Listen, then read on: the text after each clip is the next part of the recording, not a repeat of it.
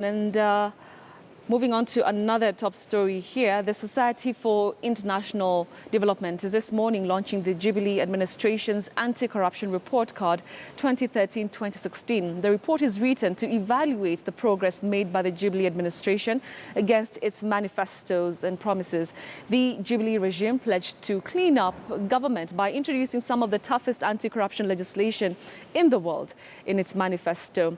All right, let's now just listen in to the events that are taking place there in that launching of that report. Have sued the government locally, regionally, and overseas with a very small budget. And that's why I wasn't joking when I said, if you want institutions strength, please ask that I should be strengthened too.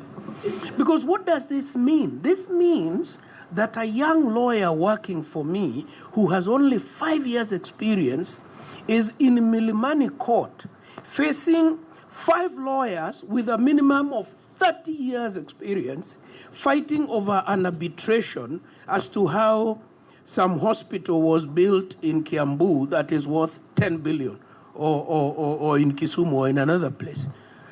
Can you see the mismatch? So these are serious issues. If institutions are not strong, then we have another form of mismanagement, if you wish. I agree, again, this is the last time I want to agree with you. Campaign financing is not an academic issue. It's not an academic issue. The corruption of the political process begins with the financing of politics.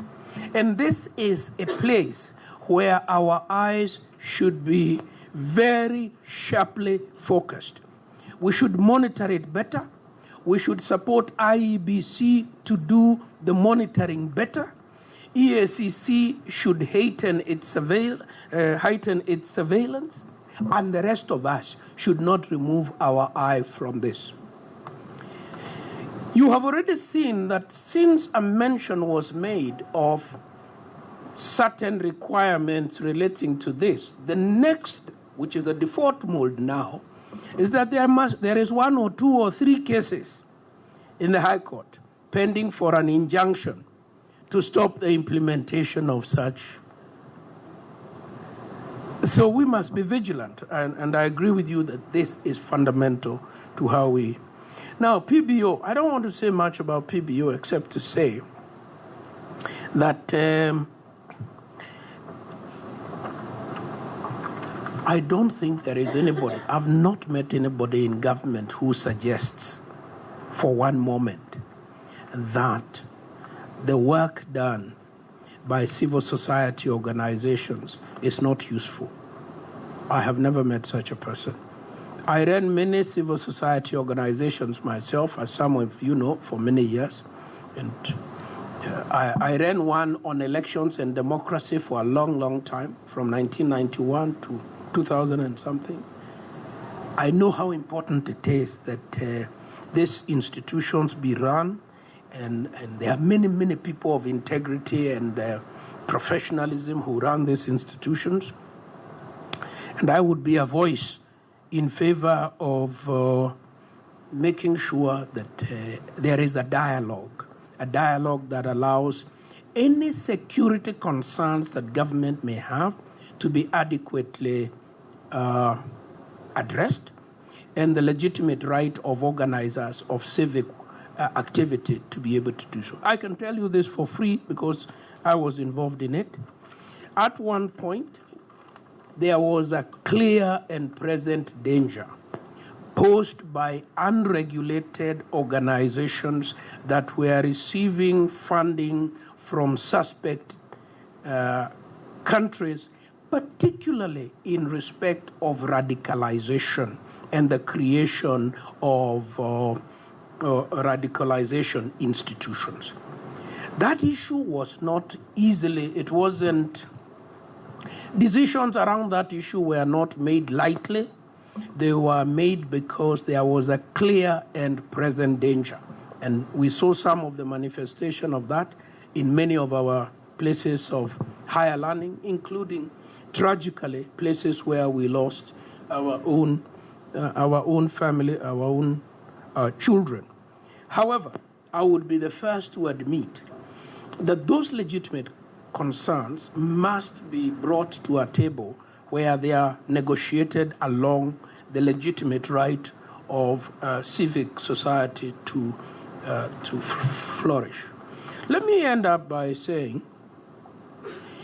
in my opinion, we face a serious problem.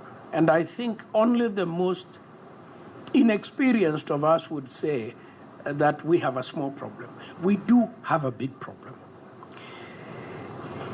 But we are probably the only country on this continent that has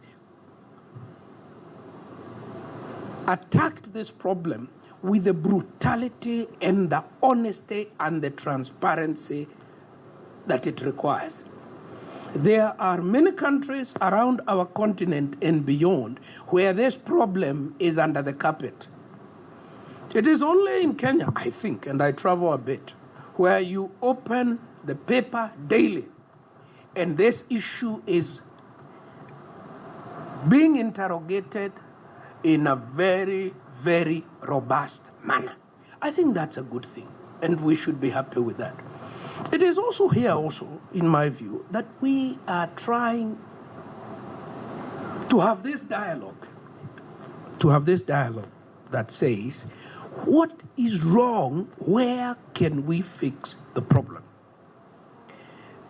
I have spent the better part of this year working with partners, the United States, India, China, South Africa, Mauritius, the UK, Jersey, about strengthening cooperation. And I can tell you for free, if you take Anglo-leasing, for example, we would never have been able to mount the prosecution that is now in court without very strong support and cooperation with the government of Switzerland. I've been there many times myself and met the authorities there. Chicken Gate, sometimes Chicken Gate, you suggest that there is no prosecution. That's not true. Chicken Gate is actually in court. One of the things you are right to ask many times is, where is the money that was to come back? And that is now finalized.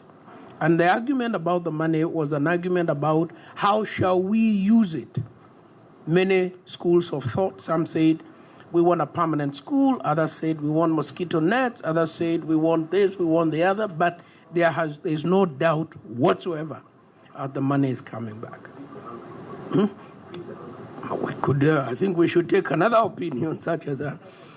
So Kenya is positioned, sorry. Or homes for battered women, or these days, let us say for battered people generally.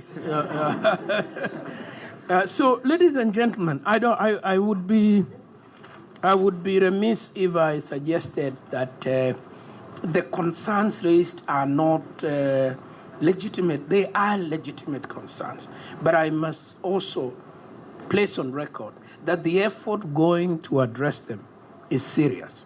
And it's something that, like Karaoke very eloquently pointed out, it would transcend individuals in office.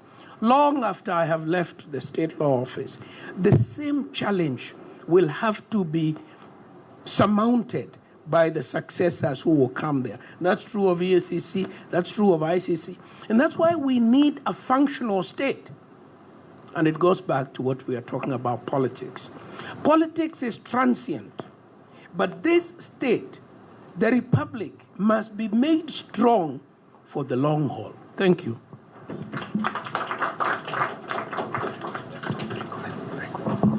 I know that I'm going to invite particularly members of the press. All right. We may have Interesting remarks from Attorney General Gideon Muigai. Now, he's speaking at the launch of a report, of a corruption report by the Society for International Development. It's launching